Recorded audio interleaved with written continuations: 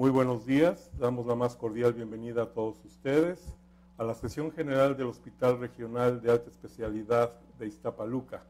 En esta ocasión, miércoles 10 de noviembre de 2021, la Subdirección de Servicios al Usuario, a través de la maestra Josefina Castro Cruz y la maestra Flor Zoraida Sánchez Campos, nos presentan el tema Tanatología en tiempos de pandemia.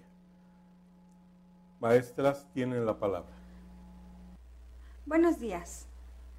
Primero que nada quiero agradecer esta invitación al Departamento de Enseñanza, agradeciendo poder compartir el tema tanatológico en estos tiempos de pandemia. Mi nombre es Zoraida Sánchez, soy licenciada en Trabajo Social, maestra en Tanatología y compartiré esta sesión general con mi compañera, la licenciada Josefina Castro. Primero que nada, vamos a hablar sobre tiempos de pandemia, una nueva realidad. Definitivamente, hablar de COVID-19 nos lleva a pensar en cosas totalmente, una ruptura totalmente importante en todo el mundo, no solo México. Cuando escuchamos la palabra COVID en los primeros momentos, 2019, era una enfermedad que no se esperaba llegar a México. Era una enfermedad que se encontraba al otro lado del mundo. Hoy, hablar de COVID-19 es hablar de cambios inesperados, en donde se crearon y se afectaron en las esferas de salud, de esferas económicas, sociales, de educación. Todo esto marcó una vida de un antes y un después para muchas estructuras familiares, para muchas personas. La pandemia, desde una mirada social, nos permitió visualizar e interactuar con las necesidades reales y sentidas de toda una población. Una población que tenía y teníamos miedo. Este miedo debido a un desconocimiento, a una mala información que se gestaba desde el primer paciente, desde la primera noticia que había llegado el primer paciente al INER. ¿En qué momento iba a llegar ese paciente al HRE? La intervención como parte del equipo de salud nos dejó ver a la pandemia no solo como un proceso de salud, enfermedad y muerte. La pandemia nos dejó ir más allá, nos dejó ver esta parte sensible y vulnerable de los pacientes y de los familiares. Nos permitió ver la parte afectiva, nos permitió ver el cierre de ciclos, esa resolución inconclusa, esos asuntos pendientes, el sistema de creencias, de religiones, la espiritualidad y hablemos también del perdón. Todas estas situaciones, sin duda, nos hacían vulnerables a todo el personal de salud. Hablemos desde el área médica que tenía un contacto directo con el paciente. Hablemos de trabajo social que usó esta parte de la pandemia. Finalmente fuimos una línea importante, primera línea en la atención del familiar. Hablemos de enfermería, hablemos de inhaloterapia, hablemos de cada uno de las personas que interactuamos en este proceso de pandemia. Auxiliares de admisión que también pertenecen a nuestra área de trabajo social. Todo un mundo que al final nos vimos inmersos en esta atención de pandemia. Pero hablemos de muerte. Hablemos, generalmente escuchamos COVID-19 y pensamos, es una enfermedad que posiblemente no logre llegar a la salud. Si yo me contagio, si se contagia un familiar, es posible que muera. Pero, ¿qué es muerte? La palabra muerte proviene del latín mors, que significa muerte literalmente. Sin embargo, si lo pensamos desde el área de la salud o el área médica, la muerte es el cese de la vida, es la falta de funcionamiento de algún órgano vital, es decir, y certificar una hora de defunción. eso es muerte. En la mitología griega existía un dios, Mors, o Tánatos también conocido. Este dios representaba la dimensión cruel. Muchas personas dicen, Tánatos, muerte. No. Para los griegos el morir era una parte, y una parte que dimensionaba más bien esta parte liberadora, dulce. La persona que moría no lo sentía en el aspecto de, híjole, me puedo ir al infierno. No. Para la persona griega que moría era justamente, tal vez hasta convertirse en Dios, en un Dios que ellos podrían ser una guía, vaya. Me voy a remontar y quiero poner un ejemplo que en particular me gusta mucho, es el Fedón o el alma. Esta es una historia, es un relato justamente de la muerte de Sócrates. Sócrates filosófico, una persona que tenía discípulos, es encarcelado y condenado a muerte. Tiene que probar un veneno, una cicuta, en ese momento se llamaba el veneno, y tiene unas horas para poder estar con sus discípulos, en donde debaten justamente qué es la muerte. Para Sócrates, la muerte era justamente elevar su alma, dejar su cuerpo y elevar su alma para seguir, para trascender. Sus discípulos decían, ¿no te da miedo morir? Oye, nos duele, nos lastima que te vayas.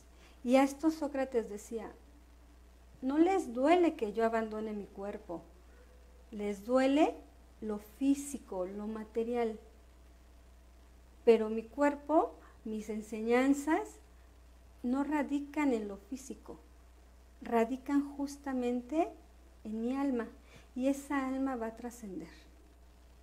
Esta era la idea que los griegos tenían. Hablemos de muerte desde un aspecto, desde la Biblia, por ejemplo. En la Biblia, el morir era justamente algo equivalente a una ausencia y a una lejanía de Dios. Era un pecado que murieras, era porque algo habías hecho mal. Y me voy a remontar a el periodo de la peste negra en 1347. La peste negra fue justamente una pandemia, una de las pandemias más graves de las que se habían oído, un poco comparada con COVID hoy en día, ¿no? Más de 1/3 de la población de Europa y de Asia perdió la vida. Pero la población no lo asociaba con un virus, no lo asociaba con una enfermedad. Más bien la población lo relacionaba con una parte de un castigo divino.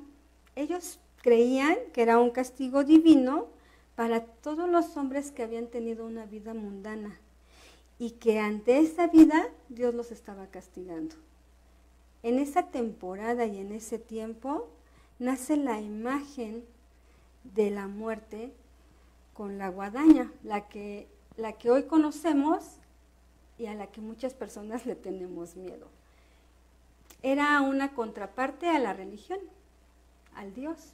Entonces se crea esta imagen de la muerte, esta muerte que siempre está vestida de negro, que no se le muestra la cara, esta muerte que es lo contrario a lo que se creía en algún momento en México. Vámonos a cambiar ahora a nuestro país. ¿Cómo México ve la muerte? Bueno, en los tiempos de los aztecas y los mexicas, ellos abrazaban a la muerte. Ellos no le tenían temor, al contrario, le tenían un respeto. La figura azteca, por ejemplo, de la muerte, de la diosa de la muerte, cuenta la leyenda, cuenta la historia, que esta diosa guardaba los huesitos, los huesos de los difuntos, porque se creía que en algún momento se iban a requerir. Hoy en día, y relacionándolo un poco, como haciendo una comparación de lo que creía esta diosa a lo que hoy creemos nosotros y que se ve en algunos panteones, o si no es que en la gran mayoría, tienen periodicidad para que el cuerpo esté en caso de que hayan decidido un entierro.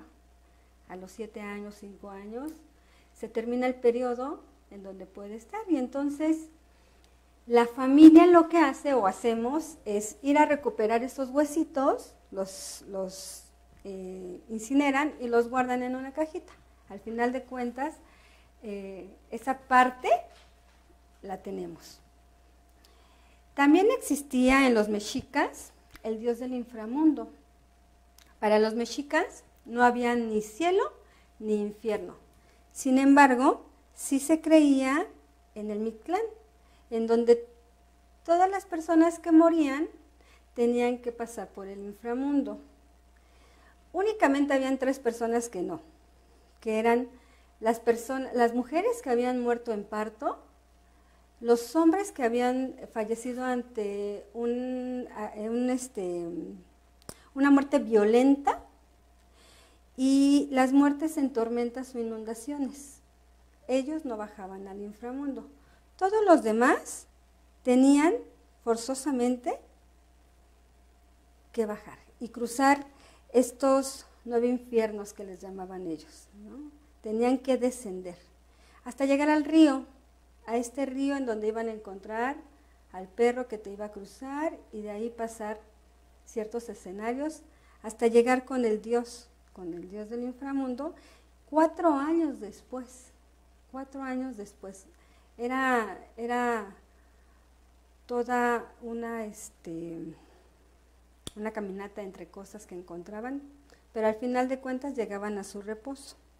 Cuando llegan los españoles, entonces inicia esta parte de la religiosidad, llega una religión, entonces ya existe cielo, infierno, ¿no? Antes no se creía, como les decía hace un momentito, no existía un temor, al contrario, existía un respeto.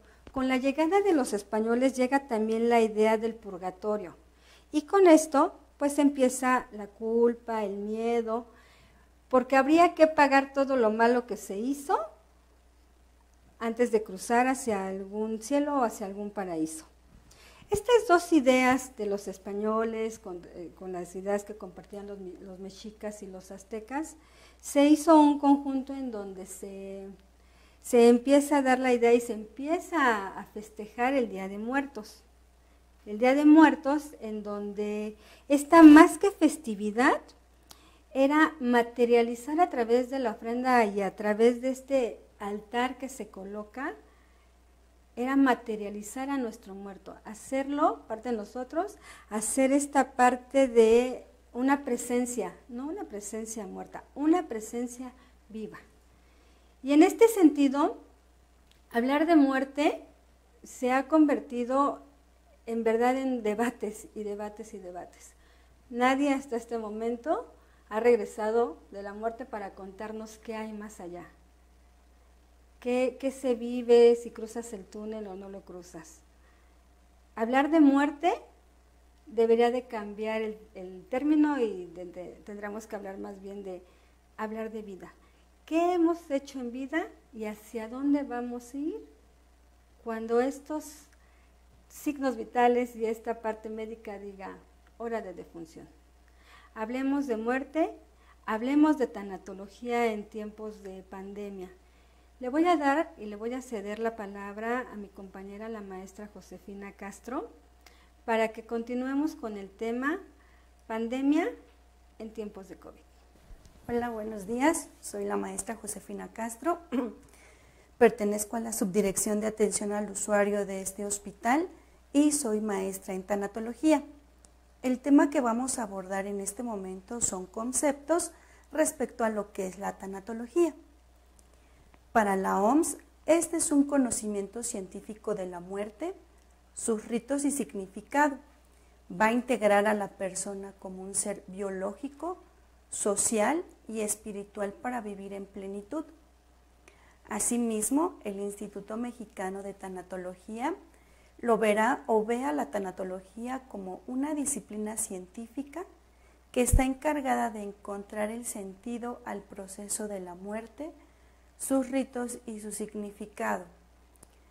Para la revista UNAM, el tanatólogo va a ser aquel profesional que entiende, conoce el tema de la muerte y ayuda brindando apoyo y acompañamiento durante todo el proceso de muerte, en la elaboración de un duelo y así lograr vivirlo de una manera positiva. Una definición más concreta es considerarla como el estudio de la vida que incluye a la muerte. Recuerden que para haber muerte antes debió haber vida. El objetivo de la tanatología es proporcionar ayuda profesional al paciente con una enfermedad en etapa terminal y a sus familias, o bien a una persona que esté viviendo algún tipo de pérdida, no solo una pérdida ante la salud, sino una pérdida que genere algún sentimiento de duelo.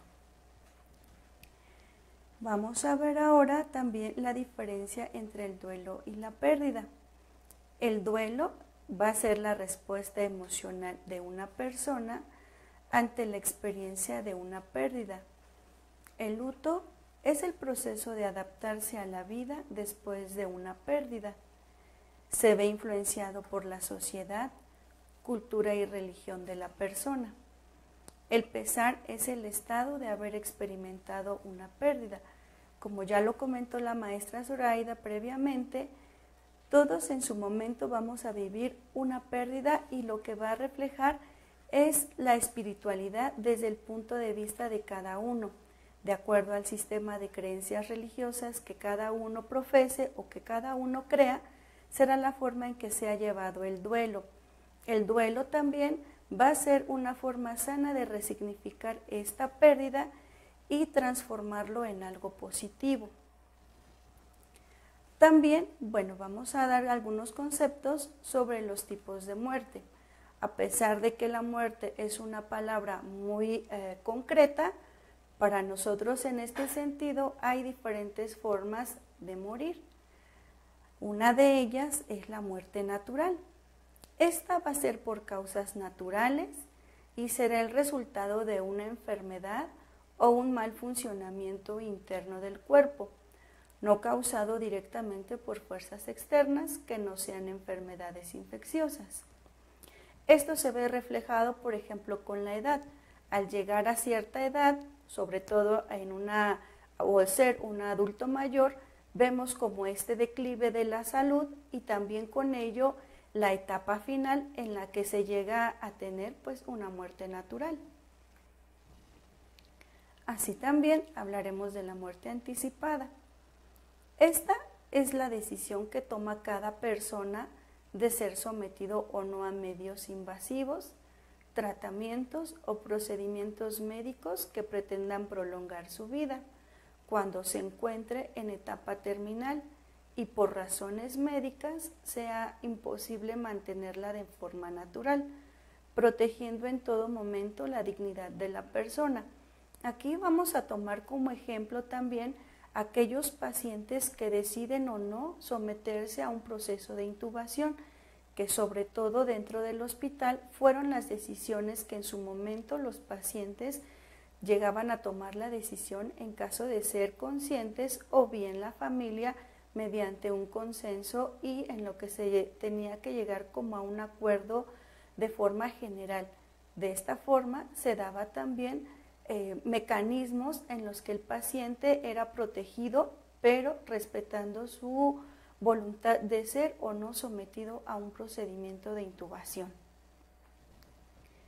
Así también, hablaremos de la muerte súbita o daremos este concepto. La muerte súbita, es una parada cardíaca que se produce inesperadamente y de forma repentina. en personas que aparentemente gozan de buen estado de salud. Este ejemplo se ve reflejado muchas ocasiones en pacientes que tienen sobre todo una falla cardíaca, en los que de forma repentina tienen una falla en el corazón y esto pues llega a causarles la muerte. Así también, otro ejemplo que vamos a mencionar aquí es la muerte colectiva. Esta muerte colectiva, por ejemplo, en temas de la pandemia, lo vamos a ver como los efectos que han situado a la sociedad ante una situación de muerte desconocida, sobre todo por el gran número de personas que fueron infectadas y que fueron causas de esta enfermedad o que fueron víctimas también de esta enfermedad y con ello su muerte. Así también, bueno, recordemos que la saturación de los servicios médicos provocó esta muerte, ya que no todos tenían la oportunidad de ser atendidos de forma oportuna. Una situación también que nos marcó esta muerte colectiva fue la escasez de recursos, medicamentos y personal médico. Otro tipo de muerte es la muerte silenciosa. Esta muerte silenciosa es tomada en cuenta desde el contexto de la pandemia por COVID-19, en donde la familia es tomada por sorpresa ante una emergencia de salud por una enfermedad altamente contagiosa. Bueno, todos los tipos de muertes que hemos nombrado han sido porque en su momento las fuimos de alguna forma viviendo, llámese de forma emergente. En el hospital todos fuimos testigos de que hubo muertes silenciosas, hubo muertes colectivas y también muertes naturales, así también muertes no asistidas que fueron causadas dentro del hogar al no tener tiempo de llegar a alguna unidad hospitalaria. Dentro de la muerte, bueno, también vamos a vivir etapas de duelo. Estas etapas de duelo es muy importante, bueno, que cada uno logre identificar en qué se encuentra cada quien. Para esto, la maestra Zoraida nos va a dar un ejemplo con mayor precisión. Continuando con el tema de tanatología, hay que hablar sin lugar a dudas de las etapas de duelo. En todo este proceso y en todo este tiempo que el hospital ha atendido a pacientes diagnosticados con COVID-19, hemos visto en los familiares cruzar por varias etapas de duelo. Quiero comentarles que antes de ser tanatóloga, mi profesión, como les decía en un inicio, es trabajo social. En esta área, trabajo social, primera línea con familiares, atendimos y seguimos atendiendo familias dolientes. En este sentido, las etapas de duelo, existen muchas definiciones, existen muchos tipos de etapas. En este sentido, y me voy a detener en las etapas de duelo de Elizabeth Kubler-Ross, que es pionera en la tanatología, y vamos a ir una a una. La primera etapa es la etapa de la negación. Siempre es complicado aceptar una enfermedad, siempre es complicado aceptar la realidad de lo que va a suceder. En este sentido, el decir, no me puede estar pasando a mí, no es verdad, esto es irreal, esta negación va a pasar por todos los pacientes y por todos los familiares. Viene una etapa de ira, de enojo, evidentemente, ¿por qué me tocó a mí? ¿Por qué si yo me portaba bien? ¿Por qué si yo no salía? No, a lo mejor me lo trajeron a casa. Hay que culpar a alguien, hay que buscar la forma en la que el culpable no sea yo. Y estamos enojados, evidentemente, porque teníamos una vida normal, en donde estábamos en casa, en donde nos aislamos, en donde estuvimos en cuarentena. ¿Por qué a mí? De ahí la negociación, en donde por fin aparece esta parte espiritual. Con alguien vas a negociar, en esa persona en la que creas, en esa persona en la que toda la familia, ese ser supremo en el que crean, va a aparecer. Ahí aparece esta negociación de si tú lo salvas, si tú lo curas, yo me voy a portar mejor, yo tal vez voy a dejar de tomar, yo voy a terminar mis estudios, yo seré un mejor hijo. Pero ¿qué pasa cuando eso no sucede? No están viendo como avances en la mejora de su paciente. Tal vez regresamos a la ira. Es muy importante comentarles que las etapas de duelo no significa que vaya negociación, ira, o sea, las etapas de duelo pueden ser como una montaña rusa, ir saltando de una ira y bajar, subir, pueden estar en negación y luego en depresión y luego en ira. No significa que las etapas tienen que ir una por una, una por una. Después de la negociación puede aparecer esta depresión, se está observando que esta persona no aceptó tu contrato y tu trato, vaya. Si tú lo salvabas, yo te daba esto. No está pasando. Viene una etapa de depresión porque se vuelve más consciente esa pérdida. Existe tristeza, existe este rechazo a estar con otras personas, aparece el miedo, aparece el saber que esa persona a quien tanto aman, tal vez ya no sigan con ellos. Y después de todo un periodo, viene una aceptación. La aceptación de que ese proceso va a llegar a su fin. Va a aparecer una pérdida. Y ya hablábamos hace un momentito la maestra Josefina. Una pérdida no significa siempre una muerte. Una pérdida puede ser el lápiz que se te perdió en la escuela, el cambio de casa, la blusa que era tu favorita. Una pérdida no siempre es sinónimo de muerte, pero esta aceptación te abre los ojos a esa nueva realidad, a esa pérdida que se hace palpable. Cecily Sanders mencionaba que existe un dolor total, que se maneja desde ciertas esferas y que va un tanto con estas etapas de duelo. Un dolor total que hablaba desde un dolor físico, un dolor psicológico, un dolor espiritual y un dolor social. Y nos vamos a ir con cada uno de estos tipos. El dolor físico, sin duda, lo veíamos tanto en el familiar como en el paciente. Esta pérdida de funcionamiento a hacer algunas actividades. En el caso de los familiares, el estar las 24 horas, varios tiempos, no un día, no dos, pacientes hasta 6 meses hospitalizados en donde finalmente existía un desgaste físico. Un dolor psicológico, justamente esta parte de iba a sanar o tal vez no, iba a morir y ¿qué va a pasar conmigo?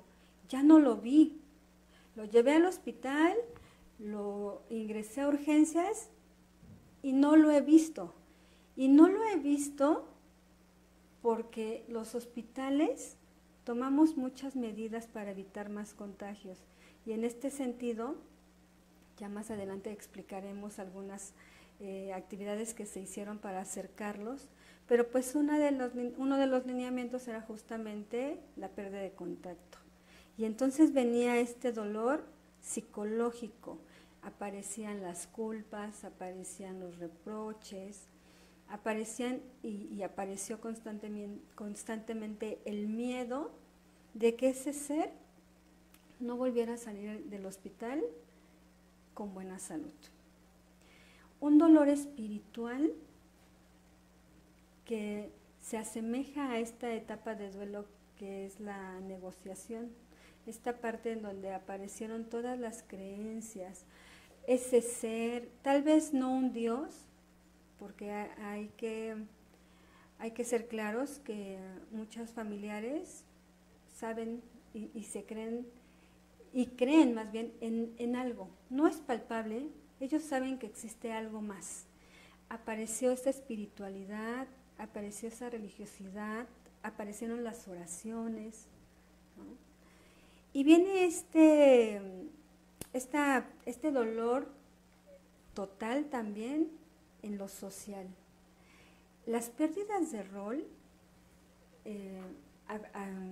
afectaron porque empezaron a aparecer estos duelos también en el sentido de, era la esposa, ingresó y yo era esposa, egresa el paciente y ahora soy viuda. Ingresó mi papá, soy hija, egresó mi papá, soy huérfana. Y así muchos ejemplos en donde hubo y hay que tratar estos duelos por la pérdida de mamá, por la pérdida de papá, por la pérdida de esposos, por la pérdida de hijos. Hubo una pérdida social económicamente, estos cambios de roles en donde el principal proveedor era el paciente. Y entonces ese rol lo perdió. Económicamente ahora ya no es el proveedor, ahora es el dependiente. Y eso genera un dolor. Dentro de las familias todos tenemos un papel que desarrollar, todos tenemos un rol. Con COVID-19 los roles cambiaron desde ser esta parte sustantiva, llevar a la casa el alimento, ahora depender de muchas cosas, porque la pérdida de empleo fue una de las áreas en donde más afectó el área de COVID. Les decía yo, la salud indiscutiblemente se vio pues afectada, la económica. Hablemos de este rol también de educación, en donde nuestros pequeñitos, desde kinder hasta universidad y maestrías, tuvieron que dejar de ir a la escuela y ahora asumir y vivir otro tipo de educación. Eso también fue una pérdida. La parte del aislamiento, ¿no? Vámonos ahora a hablar de esta parte 2020. Llega nuestro primer paciente, México. La pandemia se hace palpable. 2019 decíamos Japón, hoy México. Y entonces las autoridades sanitarias nos dicen, no puedes tocar, no puedes abrazar, besos no. Hay que lavarse las manos cada 5 minutos, cada que toques o tengas contacto con algo que esté al aire libre. Los miedos efectivamente empiezan a hacerse mayores porque todos teníamos un desconocimiento total de lo que era COVID-19. Nadie esperábamos que esta enfermedad generara tantas muertes. El personal de salud, bien preparado, dio guerra y afrontó. Vienen todas estas campañas de salud, de lavarte las manos, el aislamiento, la sana distancia. Pero ¿qué pasaba? Ok, se hizo la cuarentena, toda la población se refugió para evitar contagios. Pero en el área de salud, hablemos en este punto. Empieza las defunciones constantes, 1, 2, 3, mamá, papá, familias completas.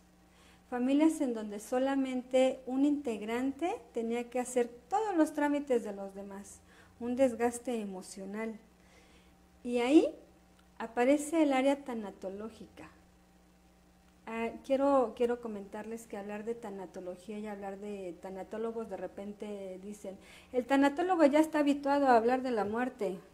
No, hay que ser claros en este sentido.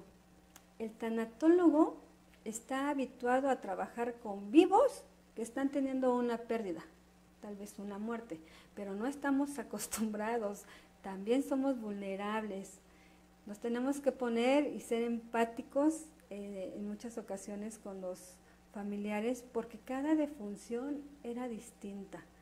Cada momento, cada pérdida, cada egreso, algunos satisfactorios, algunos no tanto, nos tocaba hacerle frente a este COVID, ser de primera línea. Las defunciones en México, ahorita ya van un poco más de 3 millones de defunciones. Aquí en el hospital, hasta el 30 de septiembre, llevábamos 2.248 pacientes. ¿Y por qué les hago la mención de 2.248 pacientes? Este es el número en el que trabajo social y tanatología nos hemos enfrentado a dar contenciones. La función y la labor del tanatólogo es justamente dar acompañamiento a ese dolor, a ese familiar que ha tenido y que está pasando por una pérdida. Y en este sentido, trabajo social cuenta con personal profesional, tanto como trabajo social como en la parte tanatológica. Y a cada uno de estos familiares que tuvieron pérdidas, que les decía, no fue una ni dos, de repente llegábamos a la sala, estaban dando el informe del papá, cuando de repente también daban el informe de la mamá. 12 funciones en el mismo momento, de verdad hacían que el familiar y el profesionista y el profesional fuéramos vulnerables de todo dolor y compartiéramos esa sensibilidad. Acompañamos a muchos familiares y en este proceso de acompañamiento nuestra labor era justamente hacerles ver que el familiar, que mamá, papá, no era solamente una pérdida en cuerpo. Habría que hacerles cambiar este chip y mostrarles que esa personita a quien aman, a quien amaron en vida, está trascendiendo. En algún momento, en algún punto, lo volverán a encontrar. Tenemos que resignificar la muerte. Existe un sentido de vida. Todos pensamos en nuestro futuro y en las cosas positivas que nos puedan pasar. Y existe un sentido de muerte. Y hablar de muerte significa todo lo malo que nos pueda pasar. Decía Víctor Frank en su libro El hombre en busca del sentido: ya estoy aquí. Él estuvo en los campos de concentración y justamente muerte, muerte, muerte. Y Víctor Frank, en ese dolor y en esas pérdidas diarias que tenía, dijo: le tengo que encontrar un sentido a esto. ¿Por qué a mí? ¿Por qué tanto dolor a mí? Y eso es justamente lo que hoy nos pasa con COVID-19. Esta etapa de la negación, de la negociación y de la ira son situaciones muy palpables. Existe otro punto y que también es muy importante hablarlo, derivado a que fueron muchas defunciones en una misma familia. Los duelos que comúnmente deberían de ser normales e irlos pasando poco a poco, se hacían unos duelos congelados. Me voy a enfocar, vamos a hablar primero del duelo normal. ¿A qué le llamamos normal? El duelo normal le decimos a aquel que tiene una duración de aproximadamente un año. ¿Y un año por qué? Porque en ese año va a pasar la primera Navidad sin él, el primer año nuevo sin ella, su cumpleaños. Y vamos a ir recordando todo lo que hace un año vivimos con ese ser querido. Pero poco a poco, ese duelo se va a ir haciendo parte de nosotros. A eso se le llama un duelo normal. Cuando el duelo se hace patológico, es justamente cuando pasa un año, 2 años, no salen de la cama, no han movido ni una sola de sus pertenencias, duele pensar en él, lloramos. Si alguien le menciona, oye, tu papá estaría, llanto.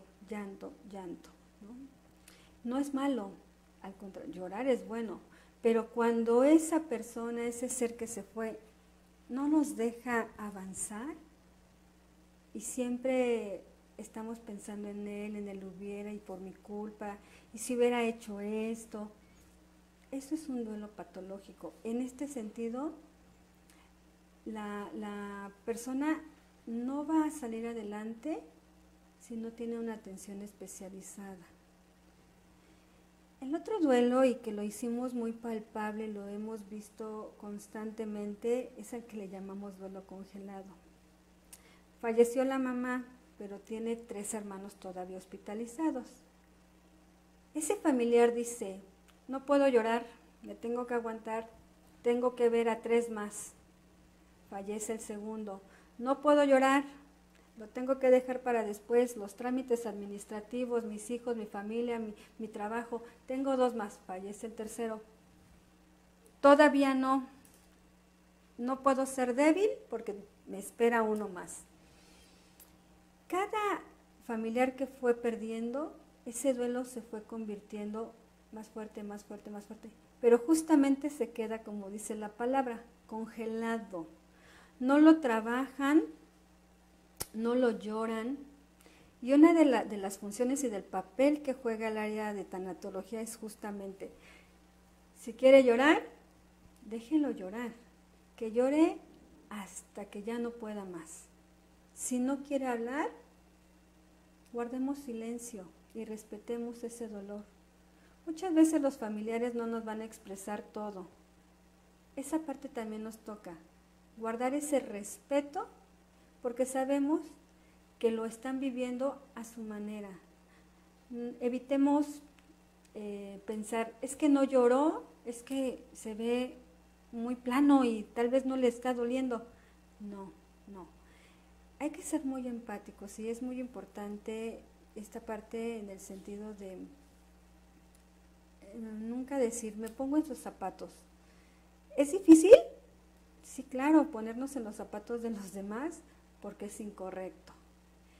Entendemos el dolor de la otra persona y me uno a tu dolor y estoy aquí. En el momento que quieras hablar, yo estoy aquí para escucharte. Este acompañamiento es muy importante. ¿Resultó complicado? Claro. ¿Por qué? Porque la parte en la que nos dicen, no lo puedes tocar, no lo puedes abrazar, siempre un contacto físico, un abrazo, un tocar las manos, un abrazarte y decir, aquí estoy, siempre hace que esa persona se sienta más acompañado. Cambiamos ese punto y ahora el saberlo y el expresarlo en el sentido de aquí estoy contigo, comparto ese dolor, lo lamento. Nuestra voz se hizo más y logró hacer más acercamiento con estos dolientes. Ahora, y otro punto, ¿no? Los rituales de despedida, un tema de verdad difícil.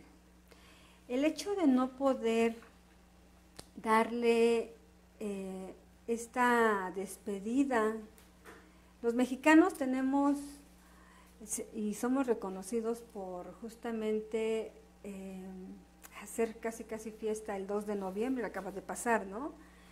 El reírnos de la muerte, las ofrendas muy lindas que todos ponemos, pero hablar y estar cerca y no poder despedir a este ser querido con música como nos hubiera gustado, con un rosario como hubiéramos querido, como él nos lo pidió, que no fuera cremado. A él le daba miedo cremarlo, por favor hay que enterrarlo. Era todo un protocolo de atención. La pandemia instruía del hospital al crematorio. No hay paradas. Y en ese no hay paradas se nos iba este duelo, se nos iba este familiar porque ¿qué pasaba? Y venían todas estas partes de mala información. ¿Viste a tu familiar? No, seguramente no es. Seguramente lo mataron en el hospital. Y todas estas cosas que en ese trayecto del área de hospitalización o urgencias al área de patología nos tocaba a trabajo social, ir trabajando con el familiar, trabajando esta parte para que se pudiera hacer un ritual de despedida de otra manera, hacer más sublime todo el dolor que ya traían, ¿no?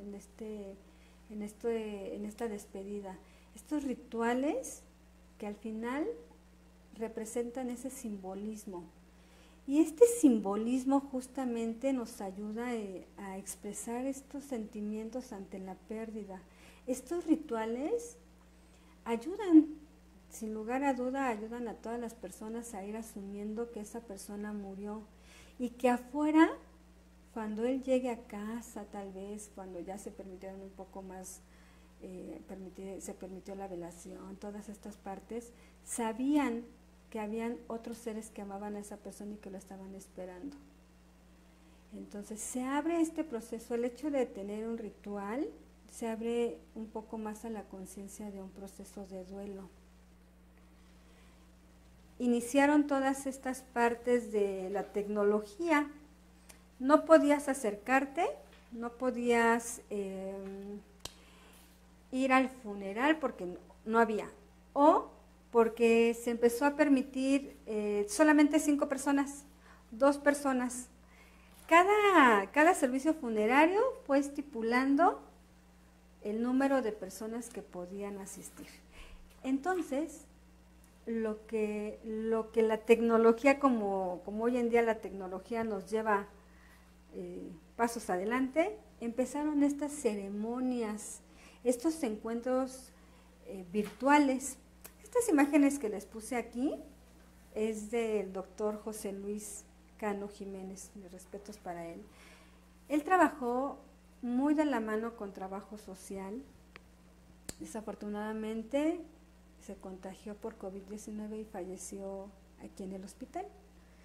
Sus familiares nos hicieron esta invitación a estar con él, a participar en esta ceremonia, en su último adiós, a través de una ceremonia virtual.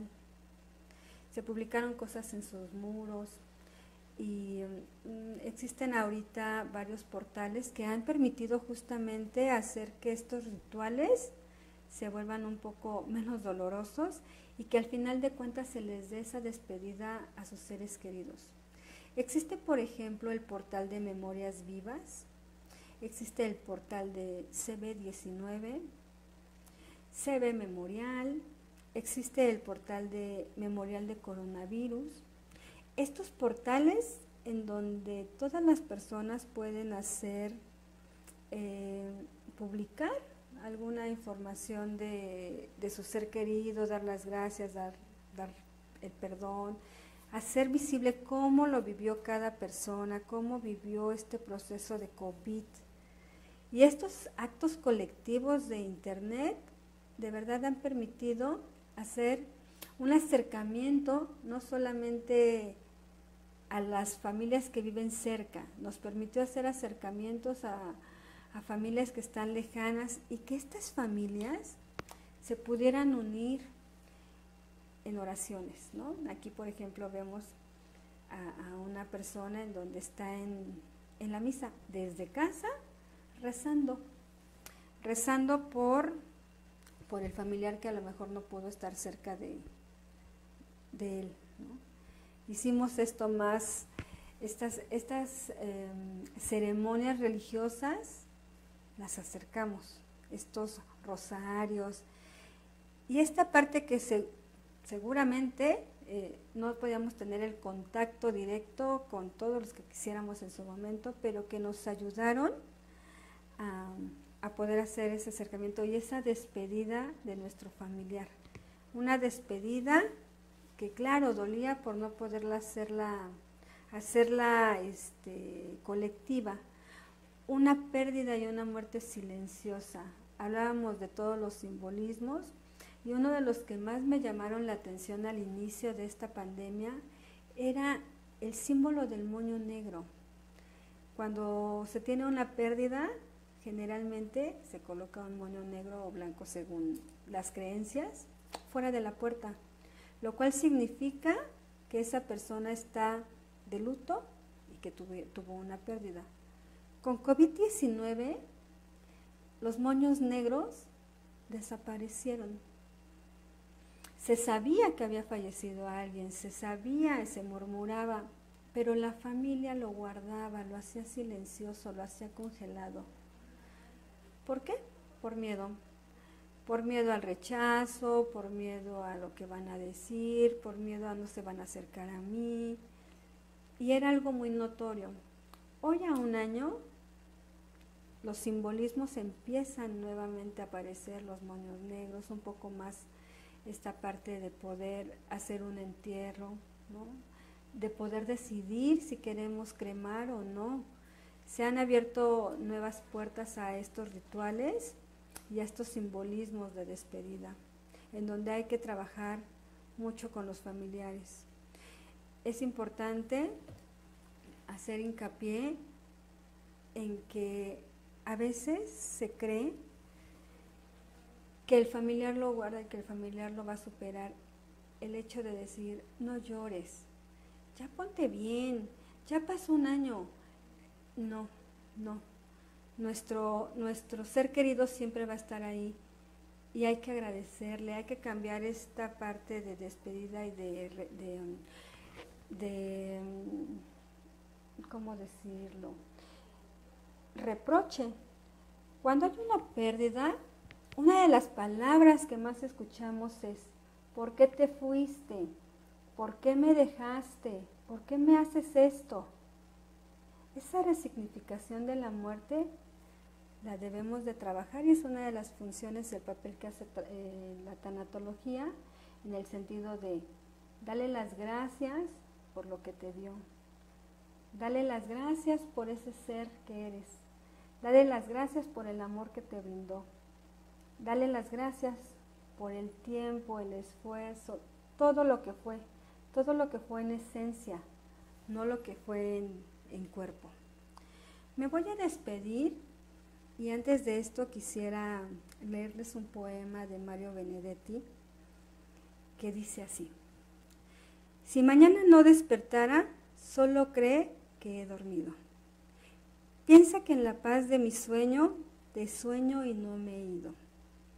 También escucha mi música, lee mis libros, usa mi ropa, toma mi copa, bebe mi vino. No me recuerdes ausente, no me busques en el olvido. Búscame dentro tuyo, ahí estaré contigo. Les agradezco mucho esta invitación y vamos a dar línea todavía a la maestra Josefina para que nos cuente esta parte que se hizo en el HRAI con todos los familiares y pacientes que han sido atendidos por COVID-19. Les agradezco mucho. Buen día. Bueno, dentro del HRAI también se utilizaron nuevas tecnologías para hacer acercamientos con aquellos pacientes que habían sido diagnosticados con COVID y los familiares que no podían tener este contacto de forma personal. Bueno, ¿qué fue lo que se hizo dentro del HRAI? Dentro del HRAI se implementó mediante un programa del Estado de México el acercamiento con los familiares y pacientes por medio de unos dispositivos móviles. Estos dispositivos móviles, cuando fueron donados al principio, no se sabía la forma en que serían utilizados. Entonces, la forma en que fueron o se creó esta estrategia fue mediante el trabajo interdisciplinario, en el cual participaron médicos, enfermeras y el área de trabajo social. Si bien antes de ser tanatólogos, bueno, en este caso yo ser tanatóloga, primero estudié o me formé como trabajadora social. Y dentro de esta área de trabajo social, bueno, lo que hicimos fue ser los enlaces de forma directa con familiares. El médico seleccionaba a aquellos pacientes que estaban en condiciones de tomar la videollamada y las compañeras enfermeras lo que hacían era también dar esta lista y sugerir el paciente que sería apoyado con esta llamada. Dentro del área de trabajo social se hacía un enlace telefónico en el que se les explicaba todo el protocolo y las formas en las que se harían estas videollamadas. El protocolo eran las medidas de seguridad que ya conocíamos, lavado de manos, uso de careta, cubrebocas y sobre todo, bueno, que no presentaran algún síntoma que presentara o que pudiera ser un riesgo para otros familiares. Las llamadas se realizaban dentro de la subdirección de atención al usuario y de esta forma muchos pacientes fueron vistos por familiares y en los que ellos mismos también daban testimonios del tipo de atención que se les daba de forma clínica. De esta forma también se daba un acompañamiento y también se dejaba ver por ellos mismos que lo que se decía tal vez mediante los medios de comunicación no era tan cierto, que si los mataban, que si eran seleccionados para ser intubados de forma aleatoria. De esta forma ellos pudieron dar testimonio de la atención que aquí se les estaba brindando. En algunos casos o en su mayoría se incluían carteles, fotografías, poemas, alguna carta tal vez de perdón, también como ya se dijo, para hacer algunos cierres de ciclos. Tomemos en cuenta, y como ya lo dijo la maestra Zoraida, dentro del equipo interdisciplinario, bueno, hay personas especialistas también en este tipo de situaciones. Se les daba contención emocional tanto al paciente y al familiar, obviamente pues al ver esta situación de emoción o también pues de desesperanza en muchas ocasiones, ¿no? Se tenía también la desfortuna de que algunos pacientes posteriores a estas videollamadas pues desafortunadamente fallecían. De esta forma era una estrategia o una herramienta que se utilizó para hacer estos cierres de ciclos. Las cartas, bueno, eran leídas también por las compañeras enfermeras en algunos momentos o bien también por los familiares que estaban dentro del hospital. Dentro de las cartas se incluían fotos de los familiares que estaban pendientes del estado de salud de cada uno y también otros integrantes de la familia como las mascotas que ya forman parte de estas nuevas familias también. Dentro de estas nuevas tecnologías que se incluyeron fueron el uso de tabletas también y videollamadas también dirigidas fuera del hospital. Si bien hemos visto que las familias se habían desintegrado, otros integrantes también habían formado parte de las estrategias o de las nuevas formas en las que se pretendía darles este ánimo a los pacientes para poder seguir adelante. Muchas ocasiones también mediante estas videollamadas pues se daban noticias tristes, sobre todo en el caso de aquellos familiares que eran ingresados más de un integrante, pues también desafortunadamente aquí se daban a conocer las malas noticias en que tal vez alguno de ellos había fallecido.